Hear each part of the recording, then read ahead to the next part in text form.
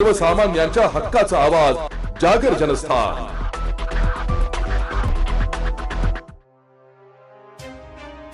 राज्यात भारतीय जनता पार्टीला सत्तेपासून पराभूत करण्यासाठी महाविकास आघाडीसह इतर पक्षांची युतीची तयारी पाहायला मिळत असताना नुकत्याच संपन्न झालेल्या नगर परिषद व नगरपंचायती निवडणुकीत भारतीय जनता पार्टीच्या उमेदवाराच्या विरोधात पार्टीच्याच पदाधिकाऱ्यांकडूनच आपल्या पक्षाचा उमेदवार पाडण्यासाठी प्रयोग पाहायला मिळाले।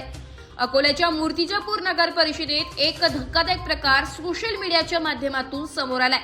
मूर्तिजापूर नगर परिषद प्रभाग क्रमांक 6 मध्ये भारतीय जनता पार्टीच्या उमेदवार सौ राधा श्यामसुंदर तिवारी यांना पराभूत करण्यासाठी चक्क त्यांच्या समाजातील व भारतीय जनता पार्टीच्याच एका पदाधिकाऱ्याने राष्ट्रवादी काँग्रेस शरद पवार गटच्या उमेदवारास सहकार्य करत पैशाच्या जोरावर मतदारांना प्रलोभित करत मत फोडण्याचा प्रकार समोर आलाय। मूर्तिजापूर नगर परिषदेच्या प्रभाग क्रमांक 6 मध्ये भारतीय जनता पार्टीचे उमेदवार राधा तिवारी यांचा अवघ्या 112 मतांनी राष्ट्रवादी काँग्रेस शरद पवार गटाच्या बिलकिस बानो इब्राहिम घाणीवाले यांनी पराभव केलाय। मात्र निवडणुकाच्या पूर्व रात्री या परिसरात रात्रीच खेळ चाले अशी घटना घडली आहे। निवडणुकीच्या पूर्वी काही दिवसांपूर्वीच भाजपचे पदाधिकारी गुलाब दुबे यांचे बंधू दिनेश दुबे यांचा आमदार हरीश पिंपळे यांच्या उपस्थितीत भारतीय जनता पार्टीत प्रवेश घेतला। मात्र दिनेश दुबेला प्रवेश दिला याच्या रागापोटी संतापलेल्या गुलाब दुबे यांनी चक्क काहीही करा, कितीही पैसे लागतील तरी मिळतील, पण भारतीय जनता पार्टीचे उमेदवार राधा तिवारी यांना मत न देता राष्ट्रवादी शरद पवार गटाचे उमेदवार घाणीवाले यांनाच निवडून आणा अशाच व्हिडिओ समोर आल्याने शहरात एकच खळबळ माजली आहे।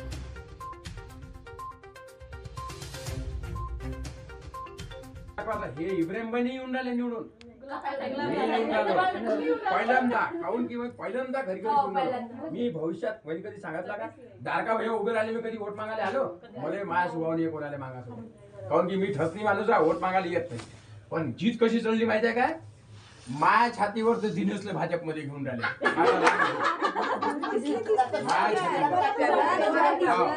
माझ्या छातीवर घेऊन आणि माझ्या छातीवर माझ्या लहान भाऊ भाजपची जीत काढणार आणि मी असं मंजन करून आलो असं वाटतं।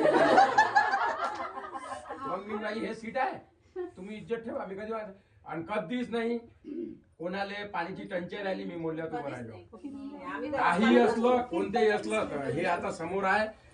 मी म्हणतो माझ्यासाठी मी 5 आणि ड्रम तर मी पुन्हा 40 ड्रम आणतो, 35 लोकांना होती। मी आवाज देऊन 2004 मध्ये 2008 मध्ये राहते कोण आमचा मेन आकाश, मेन माझा आकाश आहे, म्हणजे पूर्ण आकाश आहे तो, म्हणजे कसं त्याचा स्वभाव मला पटते।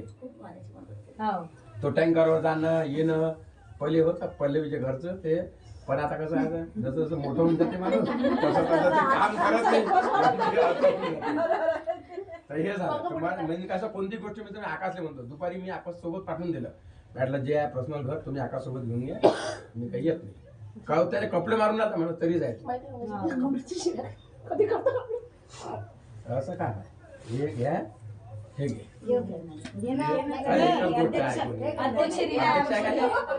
आणि मला काय म्हणते माहिती आहे, तुम्ही काहून 1100 दिवसामध्ये 2100 गॅस देत जाणार, मी म्हटलं मला आयुष्यभर घेणं पुन्हा पैसे बाळा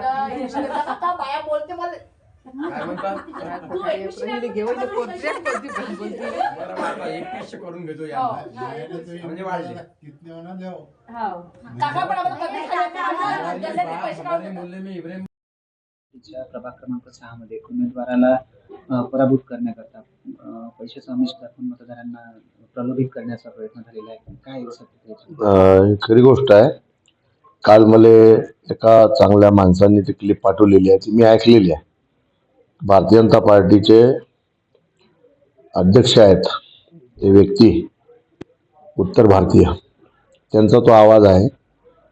आता एक वेळा ते क्लिप ऐकल्यावर त्याची खात्री करून घ्यायची आहे, आणि खात्री करून घेतल्यावर जर ते आवाज आणि तो व्यक्ती जर त्यात असला तर निश्चितचपणे पक्षाच्या विरोधात जाऊन पक्षविरोधी काम करणाऱ्यांना पक्षानं कडक कारवाई केली पाहिजे। यासाठी जिल्हा अध्यक्ष आणि त्यांचे प्रदेशाचे अध्यक्ष मिश्राजी म्हणून आहेत, मोठे कॉन्ट्रॅक्टर आहेत, तर त्यांच्या इकडे मी याचा पाठपुरावा करेन आणि निश्चितपणे त्यांना पदावरून कमी करण्यासाठी प्रयत्न करेन. म्हणजे जे बोलताना त्यांचा आवाज येतोय हे आपली भारतीय जनता पार्टीचे कार्यकर्ते किंवा पदाधिकारी आहेत हे हो, निश्चितच. कारण त्यांनी उल्लेख केला की माझ्या भावाले त्यात घेतलं भाजपमध्ये. आता दिनेश दुबेले भाजपमध्ये घेतलाय, ते काँग्रेसचे म्हणजे दिनेश काका म्हणून जे काँग्रेसचे पदाधिकारी आहे त्यांचाच प्रवेश झाला आणि ते दुबेच आहे. आणि त्यांनी बोलताना म्हटलं की बाबा आम्ही ब्राह्मण आहोत, बाई कामाची नाही, तिवारी आणि दुबे असा उल्लेख आहे त्याच्यात. म्हणजे आता दुबे हे तर फिक्स आहे, फक्त आता त्या जो आवाज आहे त्याची कोणा खात्रीने करून घ्यायची. उद्या कोण कोण आहेत हे पदाधिकारी? आज तरी गुलाबजी दुबे यांचा तो आवाज आहे आणि ते यांच्या इकडे दायित्व आहे उत्तर भारतीय जिल्हा अध्यक्ष भारतीय जनता पार्टी अकोला जिल्हा.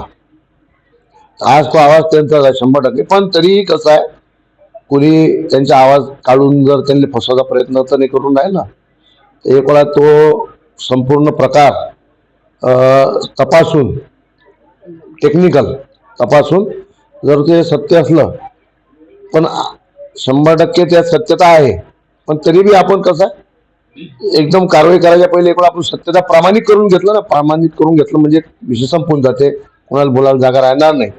पण एकीकडे एका समाजाला तिकीट नाही दिली बा, मारवाडी समाजाला, म्हणून मारवाडी समाज आमदाराच्या विरोधात जाते. आणि एका समाजाला आपण तिकीट दिल्यावर त्या समाजाचे नेते त्या व्यक्तीला पाळण्यासाठी काम करतात, हे दुर्दैव आहे. म्हणजे कदाचित समाजाने समाजाचा घात केला, बस समाजाने समाजाचा घात केलेला आहे, हिंदुत्वाचा घात झालेला आहे. तिथं कट्टर हिंदू म्हणून ते आमच्या कार्यकर्ता तिवारीताई ओळखल्या जातात आणि एक वाघीण आहे ते हिंदुत्वाची, तिला कुठे डावलून किंवा आपल्यापेक्षा कोणी पक्षात मोठा झाला नाही पाहिजे, हे या मागचं मला ते षडयंत्र दिसते. राधाताई तिवारी यांचा जो पराभव झालेला आहे हा पैशाच्या प्रमुखपणामुळे राधाताई तिवारी यांचा पराभव झालेला नाही, कारण राधाताईंनी प्रामाणिकपणे मतदारापर्यंत हात जोडून मतं मागितले आहे, पण धनशक्तीच्या सामने त्या टिकल्या नाही आणि त्याच्यामुळे त्यांना 100 मतांना त्यांचा पराभव झाला. पण दुर्दैव असं आहे की ज्या उमेदवार विजयी झाले त्याच्यापेक्षा पाळणारे भाजपवाले हे मोठं दुर्दैव आहे माझ्यासाठी. याच्याकरता तुम्ही निवडणूक आयोगाकडे किंवा काही तक्रार करणार? नाही, पहिले खात्री केल्याशिवाय मी करणार नाही, कारण कसं आहे मी लोकप्रतिनिधी आहो. उद्या काही चुकीचं झालं तर लोकांना बोलायला जागा भेटणार आहे. याच्यात काही त्यांच्याशी बी चर्चा करीन की तुम्ही असं केलं काय, त्यांनी जर होकार दिला तर निश्चितपणे पुढची कारवाई आपण करू. दुबेजी, आपल्यावर आरोप केला जात आहे की आपण भारतीय जनता पार्टीचे पदाधिकारी आहात आणि आपण या मूर्तिजापूर नगर परिषद सार्वत्रिक निवडणुकीमध्ये भारतीय जनता पार्टीच्याच उमेदवाराच्या विरुद्ध काम केल्याचा आरोप आपल्यावर केला जात आहे. तसा व्हिडिओही बाहेर आलेला आहे. हो, मी पण मला थोडंसं म्हणजे मी मराठीत बोलतो, नंतर मी हिंदीमध्ये बोलणार. की मी ऐकलं, मला काही मित्रांचा फोन आला सकाळी की असं असं झालं, पण हे सत्य नाही आहे. का की जसं मी कोणाची बाईट किंवा कोणाचं मी ऐकून राहिलो, जसं मला लोकांनी सांगितलं, मी सगळ्यांना माहीत आहे की मी भारतीय जनता पार्टीचा लहानपणापासून 10-12 वर्षाचं होतो तेव्हापासून मी भारतीय जनता पार्टीचं काम करून राहिलो. मी काम करताना मी आतापर्यंत सगळं, मी मोतीराम लाने, भाऊसाहेब फुंकर, त्याच्यानंतर लालाजी, संजूभाऊ धोत्रे, मी यांच्या सगळ्यासोबत काम केलेलं आहे. आता मी 40 वर्षापासून काम करणार, मी बेमानी कशाला करणार? लोक म्हणतात की मी गद्दारी केली पक्षापासून. मी पक्षात गद्दारी केलेली नाही आहे. काहून की मी माझा घर एवढं परिवार माझा मोठा आहे, मी कधी कोणाच्या विरोधात किंवा तिकीट मागितलं नाही, विरोधात काम केलेलं नाही. आता कसं जेवढं लोक सांगून राहिले तर मला असं सांगायला लागेल की बा आता कोणाकोणाचा व्हिडिओ व्हायरल होते. आता आपल्या महाराष्ट्रात पहा, कोणा मिनिस्टरचं नोटा घेऊन बसलेले आहे असं व्हायरल झाला, ते सत्य नाही आहे. ते सध्या मिनिस्टर आहे. त्याच्यानंतर याच्यावर हे आपलं अधिवेशन नागपूरला चालू होतं, तर अधिवेशनच्या वेळी असं झालं की बा गाडीमध्ये नोटा पकडले, हे पकडले, ते गेले, आमदार आहे, मिनिस्टर आहे. तर हे कसं आहे, लोकांना एकमेकाचं पटत नाही, लोक काहीतरी टाकतात, ते हे काही खरं नसते.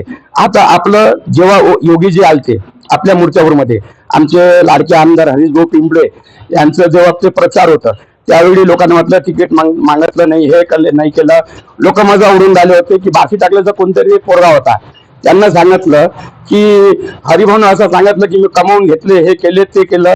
हरिभाऊनं हे असं कोणताही आमदार निवडून येणारा किंवा जे 15-20 वर्षापासून पाठीचं काम करून राहिला तो निवडून येतो, तो असं सांगणार का की मी खूप भरलं, माझं पोट भरलं, हे भरलं, असं काही सांगत नाही कोणी. आणि दुसरी गोष्ट काय, ते जोडून जाडून आता ते एक एआयचं कोणता तरी निघालेला आहे, त्याच्या माध्यमातून कसं होते की कोणी एआयच्या माध्यमातून कोणाचं नाव कोणाचं हे टाकून देते. माझा फोटो नाही त्याच्यात, मी पैसे देतात नाही पकडलं गेलो, मी काही केलं नाही, पक्षाच्या विरोधात नाही काम केलं, मी कुठं सांगितलं असेल, काही सांगितलं असेल तर हे त्यांना सगळ्यांना प्रूफ द्यावा. आणि कोणी व्हिडिओ काढला, काय काढलं, हे जर म्हणतात की व्हिडिओ काढला तुमच्याकडनं, मला असं वाटत मी विरोधात काम केलं. दुसरी तुम्हाला अजून एक मी गोष्ट सांगतो. काय झालं की ज्यावेळी हरिभाऊला तिकीट भेटून नाही राहिली, तिकीट भेटली, देवाची कृपा होती त्यांच्यावर आणि ते निवडून येणार आहे, ते भविष्याचे खासदार पण आहे, एससी निघाला ते भविष्याचे खासदार पण आहे. तर मला असं वाटते की हरिभाऊची बदनामी केली होती. आणि हरिभाऊच्या वेळी मी स्वतः उत्तर भारतीय मोर्चाचा मी अध्यक्ष होतो मी त्यावेळी. तर मी हरिभाऊसाठी माझ्या अध्यक्षाला फोन केला आणि माझ्याजवळ क्लिप आहे, की मी हरिभाऊला तिकीट मागलं का, वाटलं तर मी पक्षाच्या अध्यक्षाले किंवा हरिभाऊ पिंपळेले किंवा खासदार साहेबाले, जिल्हा अध्यक्षाले, यांना मी असं ते क्लिप दाखवले तयार आहे. माझ्याजवळ आहे 24 ऑक्टोबरची क्लिप आहे माझ्याजवळ, ते मी ठेवलेली आहे. आणि जे मी पत्र लिहिलं तर आपल्या याच्यावर मोबाईलवरून की बा हरिभाऊला तिकीट द्या, हरिभाऊ तिकीट नाही आले तर त्याच्यात असं टक्केवारी दिली होती की आपलं भाजप 35,000 पळणार. ते म्हणजे हरिभाऊ लढणार तर कमी कमी 65-70 हजार घेऊन येणार आणि लढाई करणार, ते मजबूतीने लढाई करणार. माझं जोर क्लिप आहे, वाटलं हरिभाऊला तुम्ही बसून ते मी करून घेणार, ते आमचे आमदार आहेत. आणि दुसरी गोष्ट, मी जिल्हा अध्यक्ष जे असेल मी पुरावा द्यायला तयार आहे. मी पक्षाच्या विरोधात गेला नाही आणि मी पक्षाच्या विरोधात जायची हिंमत पण करत नाही, कारण की मी पक्षाचा लहानपणा असो, मला कोणाला पुरावा द्यायची गरज नाही आहे. कारण की मी स्वतः मी RSS पासून किंवा भाजप पासून आणि हे सगळं मी ट्रेनिंग घेतलेली आहे त्याची. मी काही या विरोधात पक्षात जाऊन कधी काम करणार नाही. जागर जनस्थानसाठी प्रतिनिधी मृण्मय जोशी, मूर्तिजापूर, अकोला. एक बात कह दूं, ये वीडियो हर किसी के लिए नहीं है। अगर आप सोचते हैं कि आप YouTube देखकर ट्रेडिंग सीख जाएंगे तो ऑनेस्टली ये वीडियो आपके लिए नहीं है। ट्रेडिंग सिर्फ एक बाय सेल का गेम नहीं है, यहाँ पर चाहिए डिसिप्लिन, रियल नॉलेज और पेशेंस। आपको नॉलेज रील्स से नहीं ट्रेनिंग से मिलता है और हम उन्हीं के लिए हैं जो ट्रेडिंग सीखना चाहते हैं। प्राइस, एक्शन इंडिकेटर और इमोशन कंट्रोल हम आपको सिखाना चाहते हैं। हमारी ट्रेनिंग शुरू होती है सिर्फ 5,000 से। ऑफलाइन और ऑनलाइन दोनों ऑप्शंस में आप ट्रेडिंग सीख सकते हैं।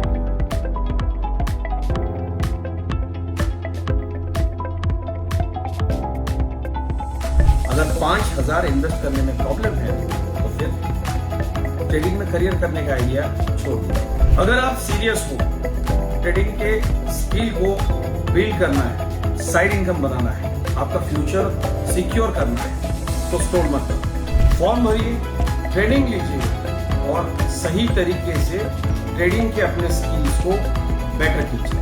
और स्क्रॉल करने वालों का क्या है, वो तो शॉर्टकट ढूंढ ही लेंगे, मार्केट उनका भी ख्याल रख लेंगे।